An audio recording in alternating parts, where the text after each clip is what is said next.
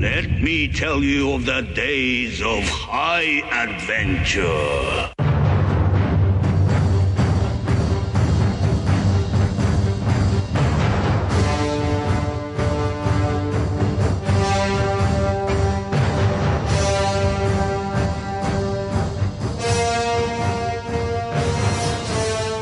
Hello, I'm Kevin. And I am John. And this is 6 Degrees of Schwarzenegger, the podcast where we take a long, hard look back at some of our favorite action movies from the era of Arnold. Who? Schwarzenegger. He's the icon of the genre, and we're taking a deep dive into some of these 80s and 90s cult action movies. And friends, we're breaking them all the way down.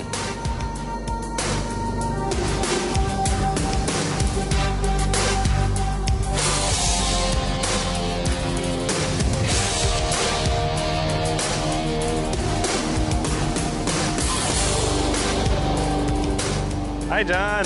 Kevin. How's it going, buddy. man? I'm great. How are you doing? We seem to be caught up in the middle of some sort of storm. We hear the thunder is picking up. If you much hear like a the low plot rumble, of this movie. if you hear a low rumble, it could be some thunderstorms rolling through Atlanta here. That's right. But we're gonna plow through. We do it for you. That's right. Everything I do it for you. Bryan Adams style. There's no love like your love. Yeah, baby. I'd die for you. We're back to talk a little bit more about Raw Deal. Raw Deal. Arnold Schwarzenegger, 1986, wedged in between like more iconic movies, but this one's fine.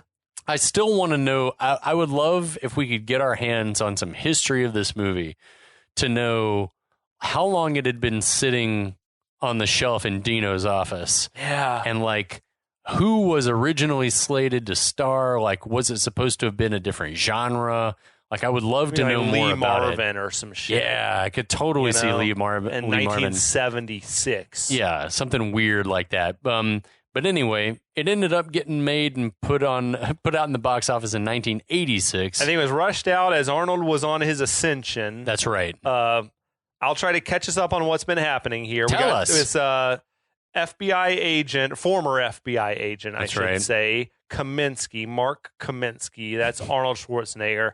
He got run out of the bureau in disgrace. For roughing up some perps. Yeah, for valid reasons. Right. He was.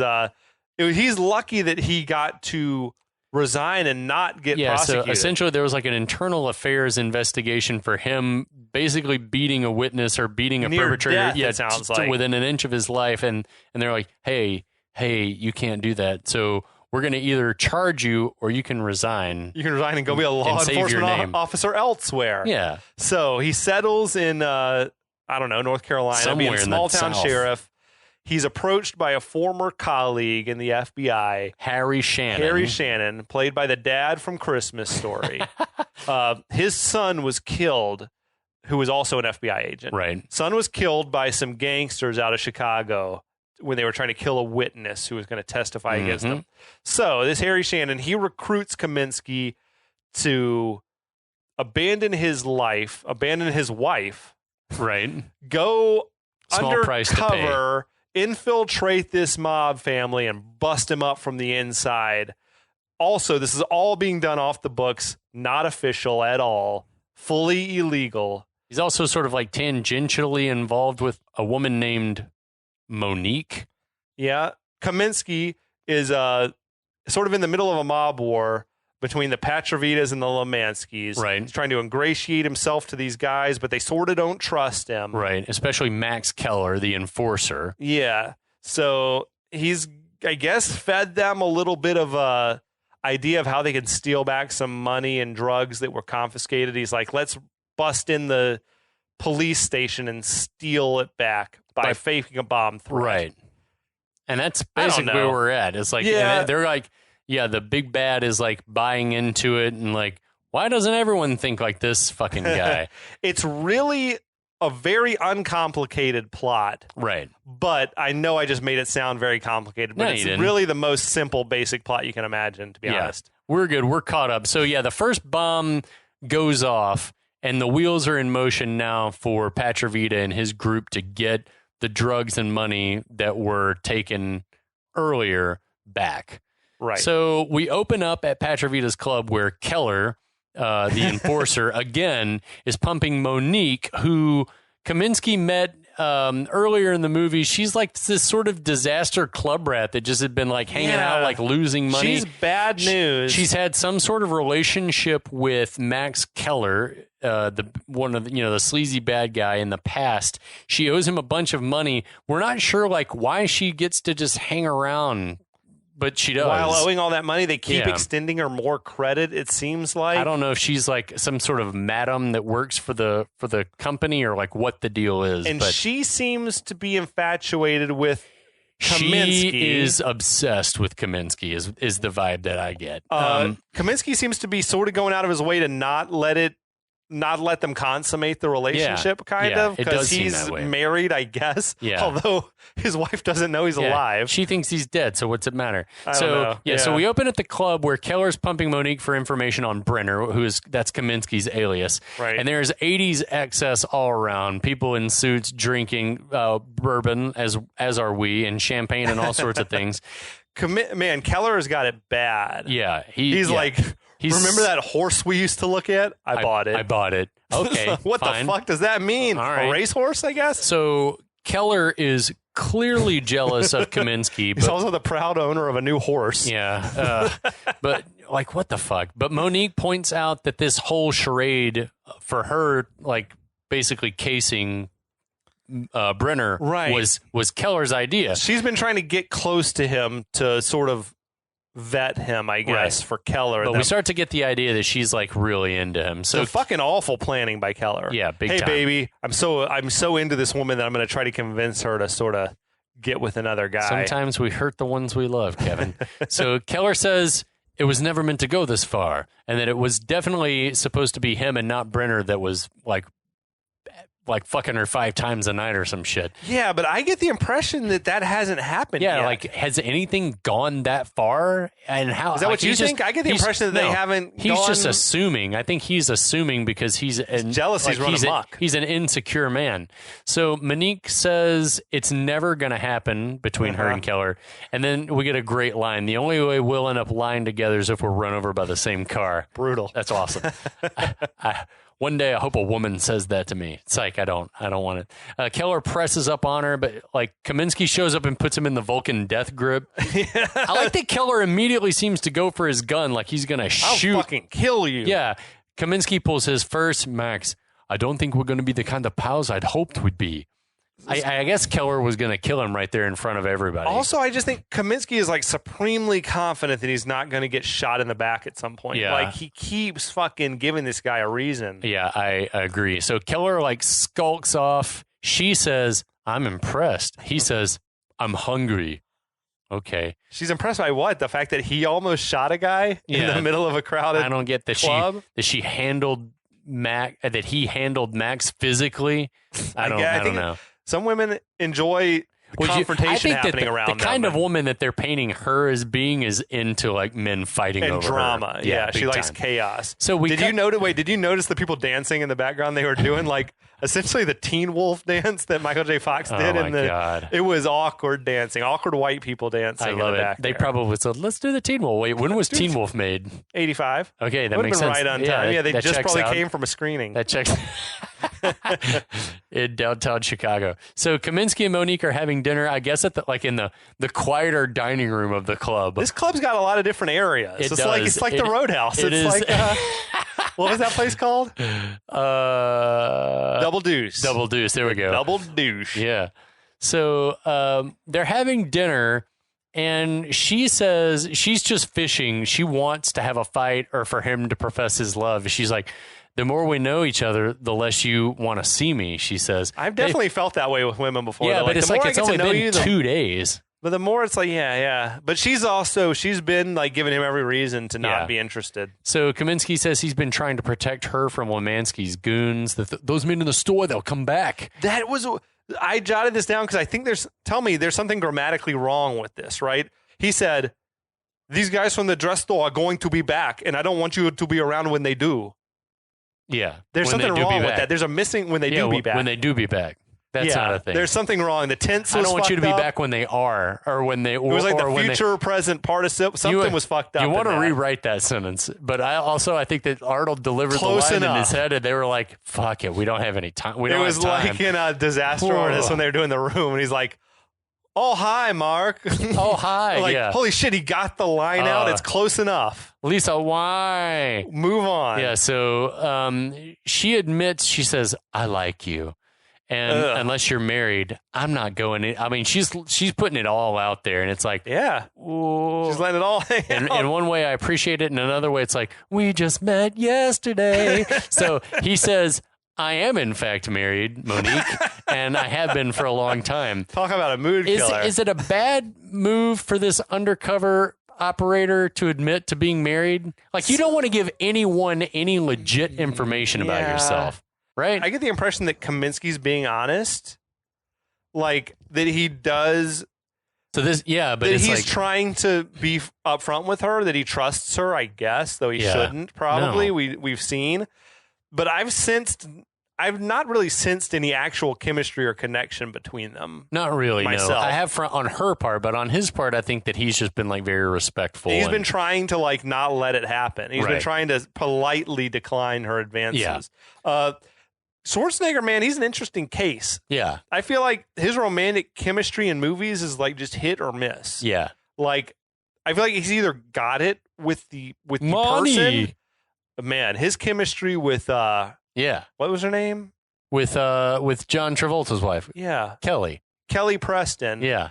That chemistry was off the charts. Yeah. The chemistry that he had in Running Man. Yeah. With Maria Conchita Alonso. Was awesome. Yeah. But then also other think movies, this is early on, and this is like everything was rushed. There probably wasn't time, and I think that even those few years in an actor's craft, I would imagine, would be extremely valuable in learning how to be comfortable with someone on camera. But even later, you said you've never seen, or maybe only once seen, Eraser. Like one time, I think I watched it with you, but I think he was supposed to have like a romantic connection with Vanessa Williams, and it just was horrible. I also think they that axed that whole subplot. I also don't think that like Vanessa Williams is any kind of great actress. That's true, but she's passable. She's talented, but she's not a great actress. She's honest, like singing killer. Yeah, but I don't sense that there's like a real soul connection, between these two characters. And honestly, I mean, Monique's kind of a vapid character, so he might just be. It might seem awkward because it's like I would be. This is awkward. I don't like you. I don't like you. I guess when I was drunk, I was into it. Right. He's pumping her for information as much as she is him. So anyway. So Monique seems partly relieved, but mostly bitter about the fact that he admits that he is married. I guess the fact that they hadn't, she's like, I guess the fact that they hadn't bung yet was making her feel like she was losing her touch. She's like, all this great equipment and you're sitting on your hands. That's another great line. It's so like but again, it's like neo noir, Yeah. So he says, you're important to me because you're my friend. You're more than a friend. But man, she is not hearing that. I don't really blame her for being pissed, to be honest. Yeah, I love it. He's kind of led her on, and then he's like, actually, I'm married, though. Well, all he did was tell the cab, we don't need you, and then drank all our champagne. That's all he did. And then passed out without delivering the goods. Yeah. She's like, when I want to make friends, I'll go to summer camp. Another great line. She goes to leave the restaurant, but turns back. I was sort of flattered. I thought you were going slow because you thought this was real important and you didn't want to blow it. But then she like takes off the dress, which isn't even really a dress. It's like a wrap that fits. Yeah, it's a gold wrap that fits around a black nightie she's wearing. It wasn't the dress she bought or stole from the shop, was it? I think it was the dress she was trying on initially in the shop and ran out wearing. Yeah, I think. Okay. So she removes the dress right in the middle of the restaurant and throws it at him. It's going to take me a long time to figure out which of us is the biggest asshole. That was another strange flex, as you mentioned, a movie full of strange flexes. Weird move, but whatever. She storms out. I will say, this is a woman who is clearly not used to not getting her way. Yeah. Like, she is throwing a grown-up temper tantrum. Yeah, it is reminiscent of, like, women that I've, like, just went on like a one date with, and it was like, this person is legitimately crazy, and we are never going to see each other again. But man, they're like gone to the, not like removing clothing in a public place level of crazy, but like causing a scene and being like, we don't know each other. What are you doing? This reminds me of a certain ex that I try not to think about too much anymore. But yeah, just like, it's weird when you can run into a woman who's clearly not used to not getting her way. I'm not okay. Yeah. Man, there was God, I've had discussions with guys at work about, there's probably certain women who like could get through life with no money. Like they could just walk into a store and like start eating food or whatever and be like, oh, I'm sorry, I just don't have any money. And they'd be like, oh, that's fine. That's fine. You can go. 100% fine. I'm sorry, can I just have these clothes? Yeah, fine. That's okay. You can. Yeah. Like this is that type of woman. Yeah. But she's also can be charming. She and can. funny and all that. So I'm mixed on Monique. I am mixed on Monique too. I feel like Monique's probably a product of hanging out in a mob environment. She's like Talia Shire in Godfather 2. Yeah, like the spoiled brat. Yeah. That's kind of... I thought not near enough patrons in the restaurant were like, the restaurant, this? That's that thing where you would expect the music stops, like the live band playing sort of stops, and everyone's watching. But a lot of people were just going on with dinner. This is the equivalent of Daniel LaRusso lying on the ground covered in spaghetti. Imagine that happens, and yeah, half the customers are just still eating their dinner like nothing's happened. They're like, don't look over there, darling. Eat your spaghetti. So she storms out. As she does, she encounters Keller, who... for the first of a couple or three times in the movies, walking around with just an overcoat slung over his shoulder, smoking a cigarette or something. Comically like long cigar, like very long. So she like just picks up a drink and throws it in his face, and then shatters the glass on the ground and storms off. She is on the warpath, and he like comically like looks over at Kaminski, who's just like. This is the doofiest moment for Arnold in the whole movie, where he's just like. Awkwardly folding the dress and patting it on the table. But I mean, what are you supposed to do in that situation? But again, don't know. Again, there are not enough people like looking around and like whispering to themselves, like, what the fuck was that? He was trying to play cool. Dude, I will say this was an amusing ass scene. It was awesome. And not a bit of violence, just sort of weirdness, generic weirdness, and awesome. Yeah, that's why I want to like try to redo this movie and see if we can do better. So anyway, we cut to Harry's place, where Kaminski's breaking it down for Harry. He says the war between Petrovita and Lamanski is about to boil over. Harry seems happy with that idea of the bad guys just all killing each other. Harry's crushing beers. Yeah, they're drinking MGD. I thought it was High Life, but but it's like in the little pony bottle. Yeah. So there were empties everywhere. Yeah, Harry's been drunk for days. I mean, he's had a bad few weeks. Harry hasn't slept. He's just been pounding Miller. I love it. Kaminski says that the bad guys, that the Petrovita gang specifically, is planning to steal the drugs and the money back from the police. And in the interest of protecting Brenner's cover, they decide to let the heist happen. I guess. I like Harry's logic. This is not the reason we're in this. Yeah, so we just let it play out. We're not here to stop crime. We're here strictly for revenge. Oh, okay. Yeah, that makes sense. I mean, there is logic to the theory that if they walk into a trap, they would assume that Brenner must be a cop or a rat or something. Agreed. But you could also just pull Brenner out of there. Yeah, pull him out. He's gone. And then it would be like, okay, we don't fucking care where he went. Who was he talking to? Monique? Oh, yeah, that's fine. That checks out. He got scared of Monique and left town. So Kaminski's like, I'm worried about me. But Harry's like, hey, you're on your own since this whole thing's illegal.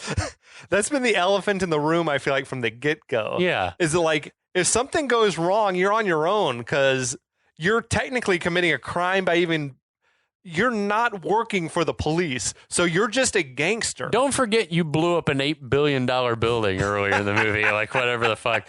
Like how many tens of millions of dollars? You're a wanted man for insurance fraud and everything else going on.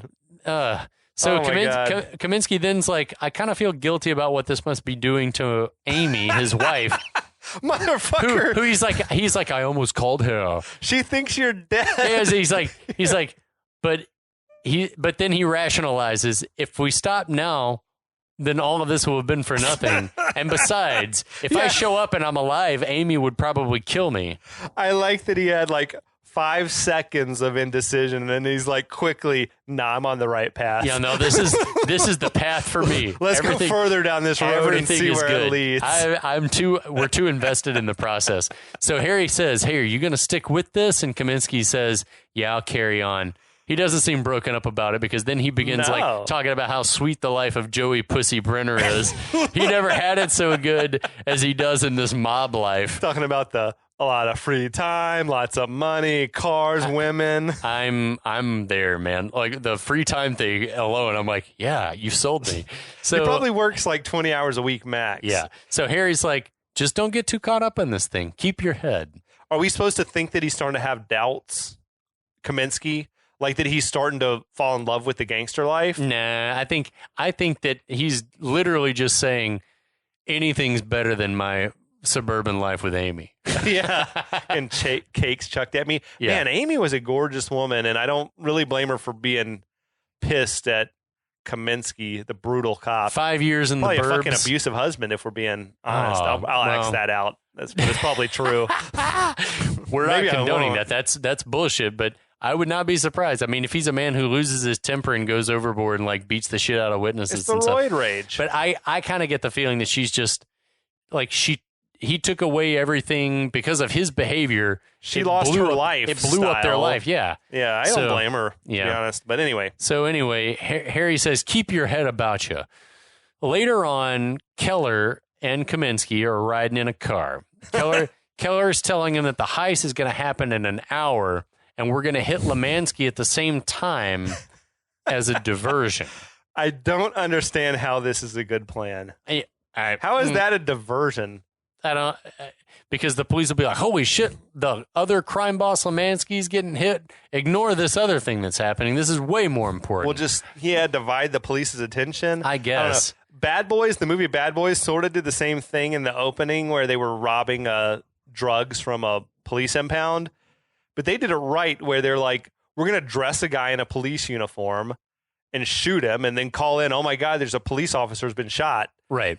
And that's our diversion, not like, we're going to take out fucking Don Corleone to create a diversion for our heist. Yeah, to commit some petty cash robbery. So anyway, elsewhere, the guy that we saw earlier that did the first police bomb, he is hacking city phone lines. Is that what was happening? It's kind of unclear. He's just in a weird... It pays it back like as we go by beat in this scene. But yeah, he's like in some sort of like central junction for the phone company. There's wires everywhere. I guess it was the phone company. He's hacking phone lines. And then what I reckon is that it's like so that they're going to intercept that call, so they can intercept call. It's sort of like in if people are listening, it's sort of like what they did in Long Kiss Goodnight. It's like can you create a dummy line to be a hotel, route the line from the hotel to this place? Sure. So I think that's what was going on. He radios that they're all ready. And then we cut to a police bomb squad truck rolling out of a garage. The guy's in the truck calling a bomb threat to the police station, saying that a bomb's going to blow up in 22 minutes. The police he hung up the phone, and he looked very proud of his performance, that guy. Like, looking around in the truck to the other goons. All the bit actors in this movie are hysterical. He's like, I did good, didn't I? Yeah, I love it. So the police called the bomb squad and begin like evacuating the building. The white commanding officer that gives the bomb disposal and evac order is Ralph Foody. Yes. Who listeners might recognize as Johnny the detective in the fake movie Angels with Filthy Souls from Home Alone. Amazing. You know what I'm going to give you, snakes? I'm going to give you to the count of 10. Anyway. So I like that guy. I guess he's just like a working Chicago actor. Yeah, he's since left us, but yeah, he was at the time like, I bet he was probably at like Steppenwolf Theater just killing the game. He was like the police dispatch guy also in Blues Brothers. That's right. And just such a distinctive voice. His mug. He looked, when I saw him and I was really studying him, I was like, oh, he kind of also looks a lot like an elder John Wayne type. Yeah, his totally, facial features and everything. Yeah. He definitely looks like a leading man from a bygone era and sounds like one. Yep. A very distinctive voice. Too bad AC ain't in charge no more. The guys the change, you filthy animal. Keep the change. So the guys in the bomb squad truck intercept the call for help because the phone lines. Right. And say they're on the way and to clear the building. We see they've been on the radio also with Keller. The truck rolls up as people are streaming out of the building. The baddies dressed in bomb squad uniforms grab a bunch of gear and run in. I found myself wondering, is that the real bomb squad truck that they stole from the police, or they made a dummy truck? I don't know. It could be the same as like the Die Hard ambulance. Yeah. It was on some Ocean's 11 shit, though. Yeah, like totally. basically that premise. Totally. So, yeah, they proceed down to the bowels of the building and break into the vault. I had a sound effects nerd moment here. I love the sound effects of feet on pavement that are added in the post-production. Sort just like clop, clop, clop, clop, clop. But like those guys are probably wearing rubber-soled boots. Yeah. But it sounds like they're like wearing dress shoes in church. Like leather-soled shoes. It gets even crazier when they're inside the precinct. I love that shit. Anyway, meanwhile, we're staked outside of a synagogue where Lamanski must be. Keller instructs his sniper to shoot Lamanski when he gets a clear shot. But there are too many people, and the sniper can't get one before Lamanski gets in the car. I love that Kaminski's like, don't you have a calendar? It's probably a religious holiday. Like some, like Jewish holiday. At any rate, it's time to abort the plan, right? But nah, that's not Keller's style.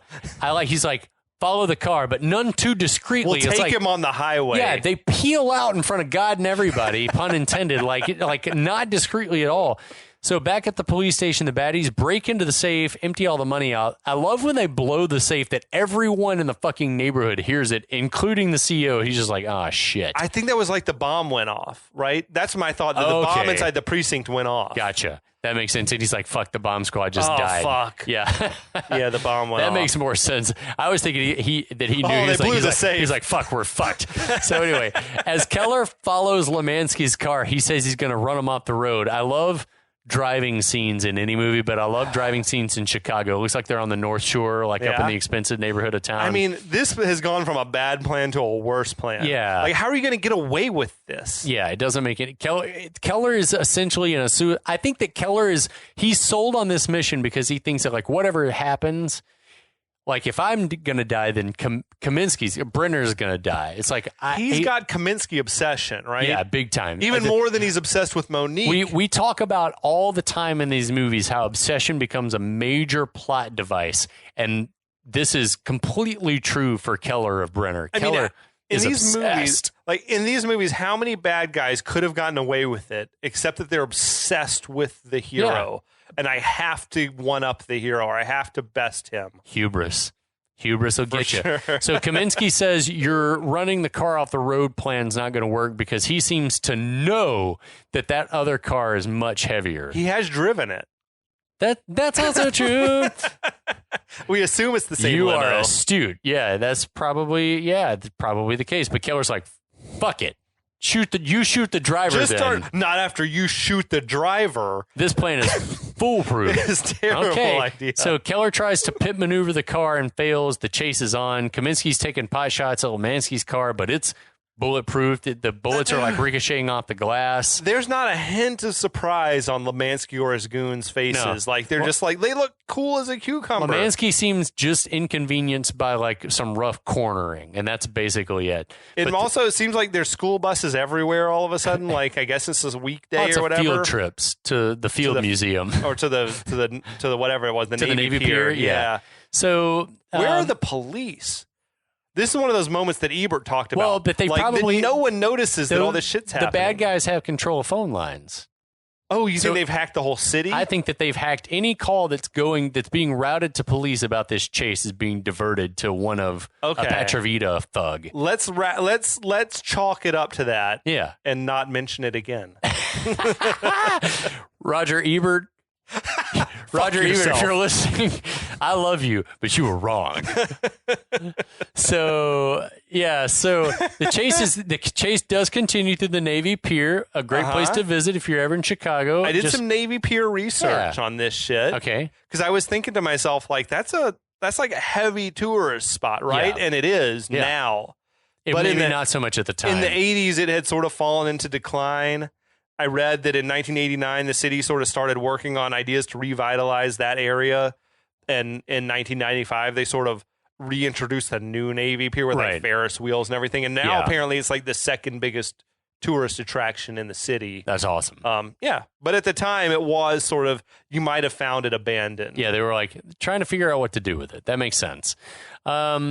Yeah, so the chase continues to the Navy Pier. Lamanski seems to be enjoying it now. He's like, he's sort of smiling, run him into the wall. Yeah, right. Yeah, he's enjoying this because I think that he's having his own hubris moment. So they're whipping around in this giant circle around a building. It said that at the very end of the pier. Yeah. And they end up like Lamanski thinks that they've duped him, that they've got him, and then all of a sudden Keller comes whipping around a corner and then speeds toward him. So there's going to be chicken. There's this shootout as they're driving towards each other. But then as they get at each other, Lamanski's driver like swerves to miss, and then instead of keeping going, like stops the car. They roll down their windows, their bulletproof windows. Why? And start exchanging gunfire. Why didn't the guy keep driving? Yeah. You're in a tank. There's no reason to put the windows down. No idea. So Kaminski is just killing dudes with no hesitation. Yeah, he shoots a couple of Lamanski's guys. The chase resumes then, which it should have never. Anyway, into some kind of industrial area. Lamanski's car drives under like a low beam. He's like, grab your hats! And like it peels the top of the car off. Which is always a great stunt. Yeah, that could have been the death of them all. Yeah. But it wasn't, I guess. Well, Lamanski at least is an astute observer of his surroundings, which is one of the first law of a what is that, of a crisis situation? Oh, yeah. Wait, hold on. Be aware of your surroundings or something like that. I can't remember from Twins. Anyway, it probably wasn't. Keep this in, though, to make us look like an asshole. So Keller screeches to a halt as Lamanski's car crashes into a fuel tanker and explodes. It was a sort of a bizarre conclusion to the chase. Anticlimactic. Yeah. It would have been more satisfying, I think, if they had just all been killed by going under that low beam. Yeah, like decapitated, and let that be that. Okay. Meanwhile, back at the police station, the fake bomb squad runs out of the building and escape. That was a well-executed plan. It was. It was definitely like some Ocean's 11 shit. So elsewhere, Keller, like hours later, we presume, or maybe this is lunch the night or the next day or lunch the same day. Keller's so hopped up on coke, he moves from one appointment to the next. He is at some sort of like really nice restaurant high up in a skyscraper somewhere like in Chicago. Rooftop type shit. He's showing a picture of Brenner to a cop from Miami that says I don't recognize the guy. This is where we get like, Keller's obsessed. Did he fly that guy into town for the day to look at that picture?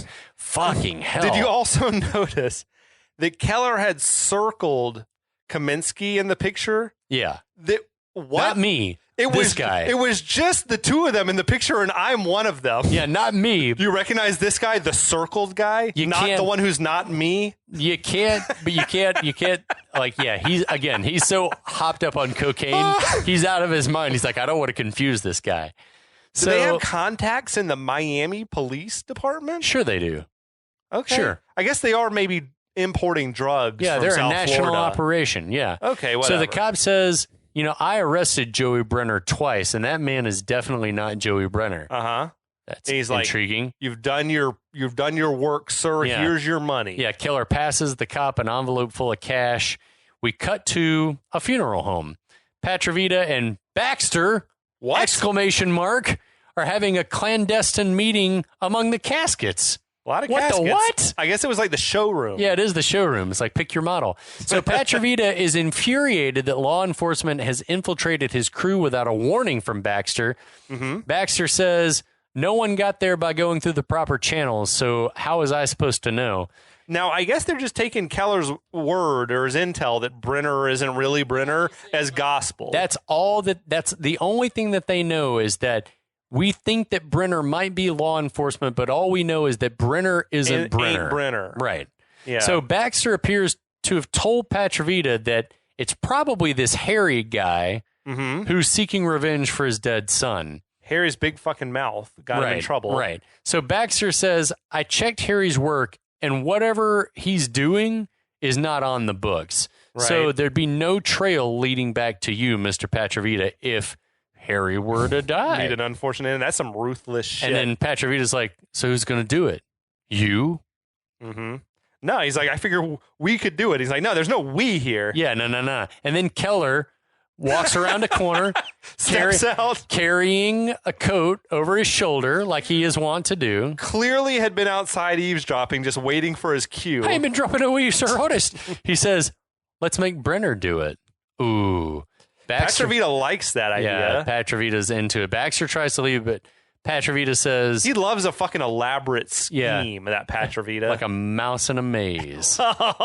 It should have been Jack Palance fucking Perrette. Like a mouse in a maze. So yeah, Petrovita says, if Baxter screws me over, he's going to pay. Yeah. So later on, Keller and Kaminski, who can't get enough of each other, they're just in every scene together, are about to get into a car when Kaminski spots Monique across the parking lot. He looks at Keller and says, I'll be right back. Almost. Yeah, almost, and I'll be back. Keller yells, we can't be late. So Kaminski uncomfortably, I might add, he's like, trots over to Monique. Monique apologizes. It's going to be awkward. Yeah, she's sure. like, I'm totally apologizing for making a scene in the restaurant where I took off my clothes and threw them at you, but I'd really like to talk to you about all this. She's come to her senses, I guess.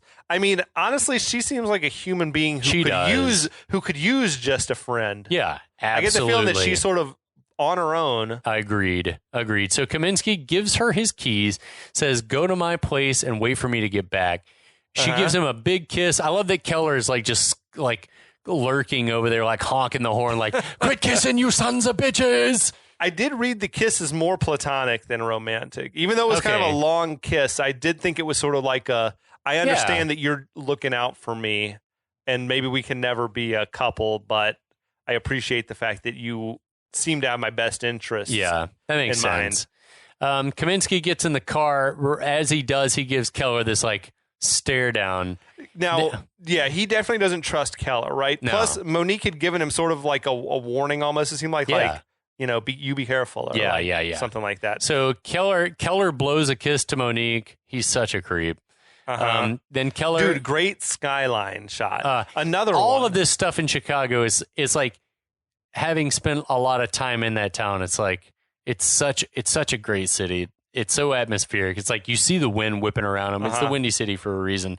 But it's just like, Chicago's great. I've never been. Oh, man. I need to go. We have to go. I do feel like, though, this movie did a good job of making use of the city. Yeah. Chicago is a character. The skyline, the landmarks. Yeah. Big time.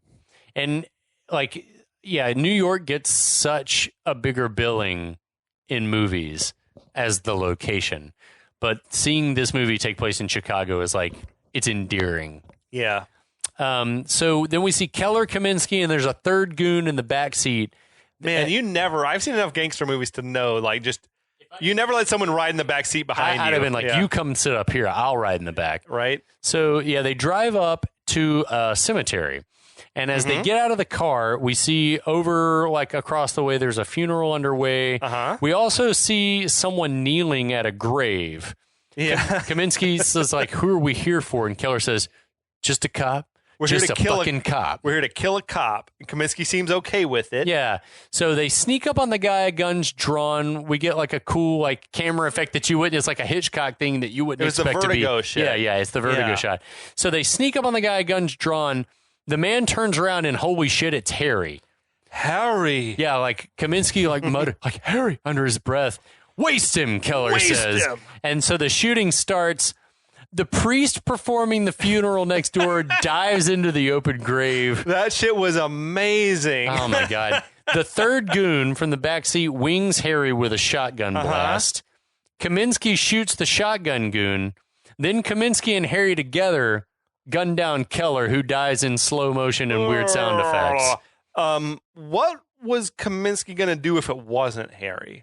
If it had just been a stranger? I think he probably would have, like... Would he killed him? I think that, for me, you fake a jammed gun. Oh yeah, that, or you could just miss. Except for it's a revolver, and revolvers don't you jam. could miss. Yeah, fuck. I missed, and then you hope the other. I don't know. Or you trip. I don't know. We don't think he would have killed a cop. Yeah, just to keep up the ruse. It's hard to say. So Keller's dead. Quickly, unceremoniously. You think a big bad like Keller gets a bigger death, but as we've seen in so many of these movies, sometimes, as with Face in Tango and Cash, sometimes you get rid of someone too quick. Keller's plans are the worst, though. Yeah. Like, this was a horrible idea. I think this idea, again, is to put Brenner on the spot. It was like we're going to test him. It was. Right? They wanted him to kill Harry. Or they wanted to see, it would prove to them whether he was a legit bad guy I think that if plant. But that's what doesn't make sense at all. Is that like what Keller should have done is yelled, "Waste him," and then like gotten down to see if Kaminski would take the shot. Well, and if he doesn't, then he shoots. He or the third goon needed to be right behind Kaminski. Plus, and if he doesn't do it, then we kill him. Plus, there's no way in hell that you set up that meeting without a sniper there that takes everyone down. Yeah, you have an extra crew there. It was just... Man, we would be such good mobsters. Keller is not a good tactician. No, he's not at all. Somehow he wound up into this situation with the upper hand and managed to get him and his goon killed by, like, I guess Harry was armed, but he wasn't prepared for a gunfight. No, he didn't know what was happening at all. So anyway... Kaminski, just like not in any big hurry, walks over to Harry, who's lying on the ground wounded. He's like, "I didn't know it was you." And then Harry, in the most Dad Parker voice, says, "Well, that's all right. Yeah, you didn't know. About it. Hey, we all make mistakes." He sounds like Ralphie's dad. I can't get over it. So Harry tells Kaminski to scram, but Kaminski like wants to wait until an ambulance arrives. Harry's like, "The ambulance is going to get here. If you're still here when the police arrive, then we're never going to be able to explain this." Harry basically says, if the police come and I die, like, you'll never be able to explain what happened here. Right. Which is true. Yeah. It's true of this entire scheme. Right. That he's had going. That this has all been a revenge killing plot. Another pitfall of Harry's maniac plan. Yeah. How quickly we forget that this movie is it's a revenge movie from top to bottom. Here's the thing I never thought about before. Like, in a movie, this set or this location appears to be a real cemetery. Yeah. Is it weird that you're filming like a bloody shootout on top of people's graves? Not to me. I don't care. No. To me, the act of burial in and of itself is like, I understand it. It's like you're returning the body to the ground from whence. Yeah. Ashes to ashes, dust and then it's to just dust. A piece of land. But to me, it's like desecrating a body is only desecration to people who are still alive. That body doesn't care. Yeah. Another question. Yeah. First of all, I think that grave did not seem fresh enough to have been Blair's. Blair.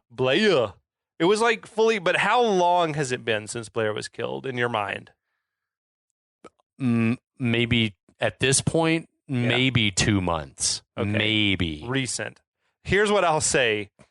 There's no way that Kaminski's been in the Patravita gang for, like, I don't know, maybe he is supposed to have been, it's been a few weeks. See, in my mind, I'm thinking like it's a month or less since the Blair killing happened, in my mind.